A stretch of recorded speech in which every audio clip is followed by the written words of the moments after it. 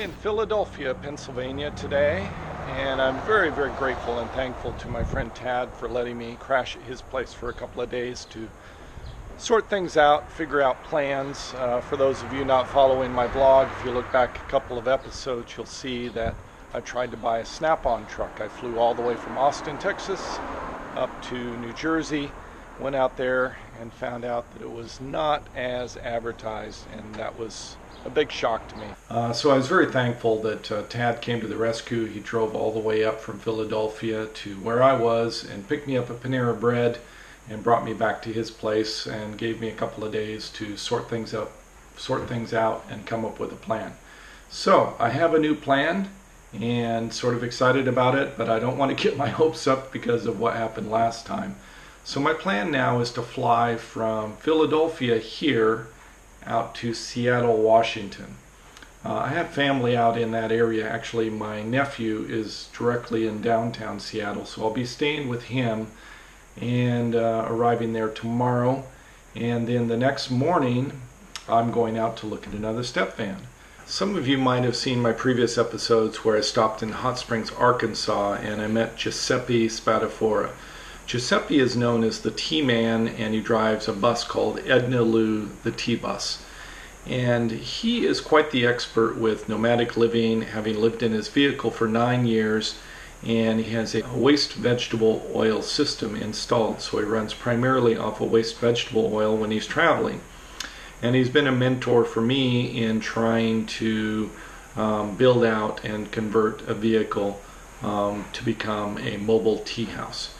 So anyway, Giuseppe has a criteria that he recommended for me in step vans, and I want to give you the rundown now because a lot of you have asked about vehicles. First, I've looked at Sprinter vans, I've looked at a lot of other types of vehicles, recreational vehicles, I've looked at Class A's, Class C's. All of them I have challenges with the height. I'm 6'6", and a lot of these are built for 6'2" or 6'3", like the Sprinter vans and a lot of the Class C, Class A vehicles. I just don't fit in these vehicles. So I want a vehicle that I can build out to my size, to my unique tastes, and something also for stealth or urban parking. So I'm able to park the vehicle in cities easily and blend in by having a vehicle that has a commercial exterior to it.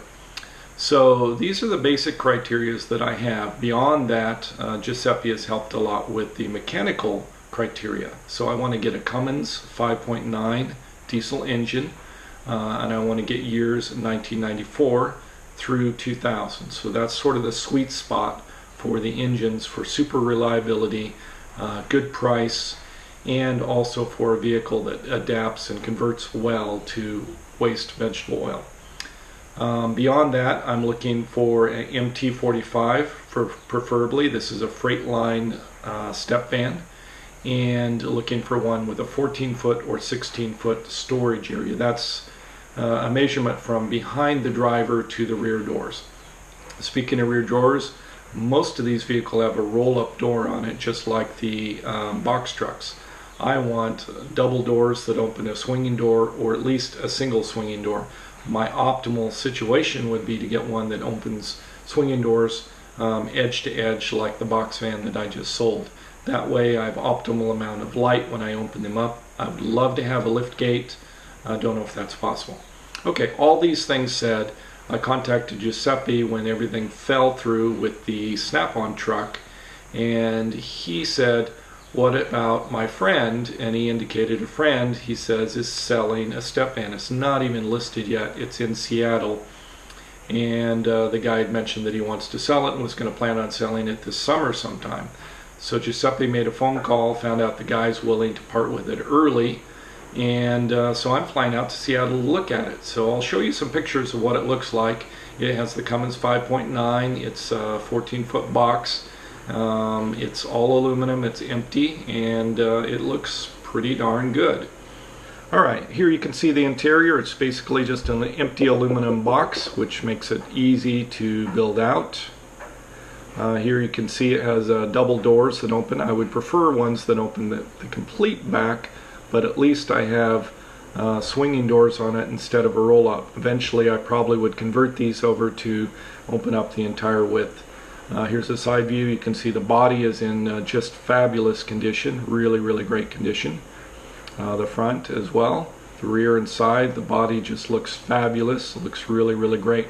I think the downside with this vehicle from Giuseppe's friend is that it's not in perfect condition with some of the smaller elements, like the windshield wipers are not working. Obviously that would need to be fixed before I could drive it, especially driving in the Washington area where it's known to just rain like crazy. So that would need to be fixed. There's a couple of other small things that need to be dealt with, but I think all of these things are surmountable and doable, and things that can be overcome. So I'm flying out there, and I'm hoping that this is not a repeat of the Snap-on truck. I think the benefit here is that Giuseppe helped this guy buy the vehicle, and he's ridden in it several times, and he knows that it runs well, and he's done a personal eyeball inspection on it a couple of years ago, and everything seemed to be running really great. So it sounds really good. I don't want to get my hopes up too high, but I'm willing to buy a ticket, since I've got to buy a ticket somewhere, to take a chance on what Giuseppe has described as being a great vehicle. Fly out there and look at it and hope that it's the one. If not, I have family right there. I have my nephew, and my sister is down in Portland, so I have family nearby, and there's a number of vehicles in Portland that I can check out as a backup. So that's my plan. Go to Seattle, look at this one, then down to Portland. There's a number of bread trucks there for sale that I can look at, and I can get away from this area here that has all the damage from the rust and the salt. I've decided not to even look at any other step vans, given that I don't really have a good transportation to go out and do shopping here, and I've been warned that all of these vehicles in this area, or the majority of them, are going to have tremendous amount of rust damage below from the salt on the roads. My friend Tad here is going to take me for a little drive and a tour of the city. Tad is the gentleman that rescued me from being stranded over in Middletown, New Jersey the other night. Whoops, we're going this way.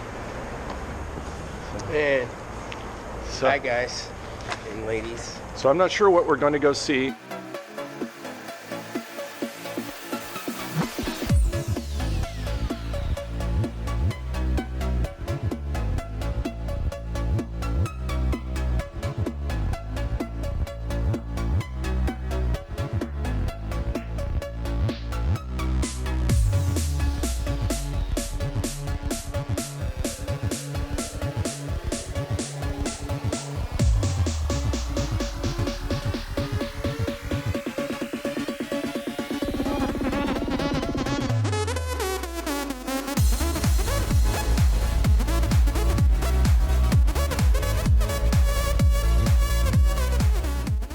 Up ahead, I don't know if you can see me, it might be too dark, but up ahead is the City Hall here in Philadelphia.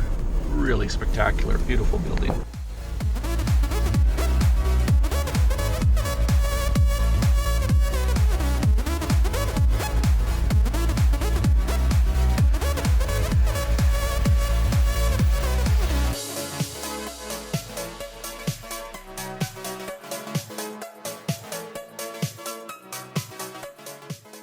Up here ahead are the steps for the movie of Rocky, where Rocky Balboa runs up the steps, and that's in this building behind the scaffolding here.